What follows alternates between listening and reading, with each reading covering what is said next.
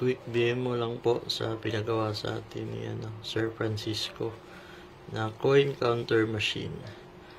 So, madali lang po ito i-set up, plug and play lang po. Tapos, saksak. So, pag saksak nyo, ganito po yung display nyo. So, meron siyang tatlong button, mode, select, tsaka reset. So, sa mode, try natin. So, meron siyang mga parameters, tsaka back lang. Tapos, kailangan natin iset yung parameters. Kasi, isiset natin yung coin, kung anong coin ang ilalagay natin sa hopper. So, dapat nakasort na po yung coins nyo. Kasi, ang i-count talaga niya is yung actual value ng coins. Kung ilan talaga yung total na value ng coins. So, select natin piso, pwede 5, pwede 10 piso coin, at saka 20 piso coin. So, try natin sa piso. Load muna natin to.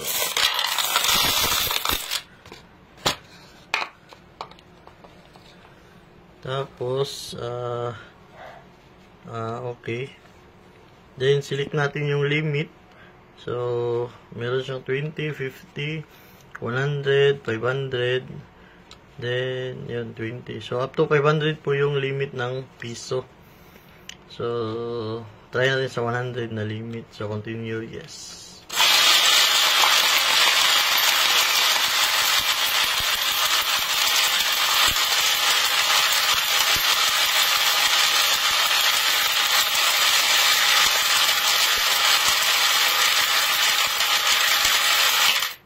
So, yun po.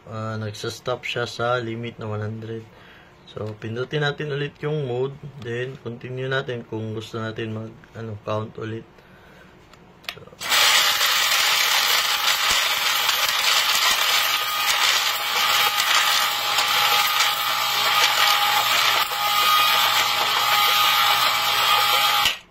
So, yun po.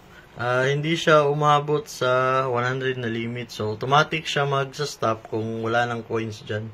So, bali sa piso coin natin is a total of 133 pesos po ito. Sa piso. Try natin yung ibang coins.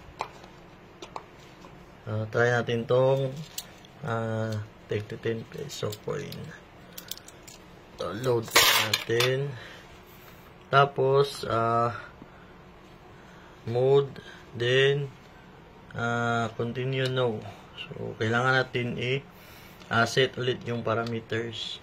So, kailangan natin i-set sa 10 piso coin kasi 10 piso coin yung nilagay natin dito.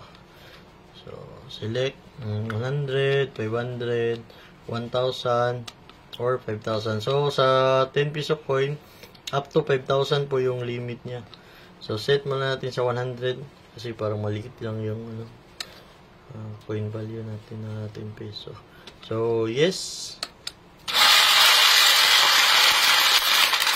So, yun po, 100. Then, pag continue, yes. So, 200 na po yung nasa lagayan. Continue pa rin natin.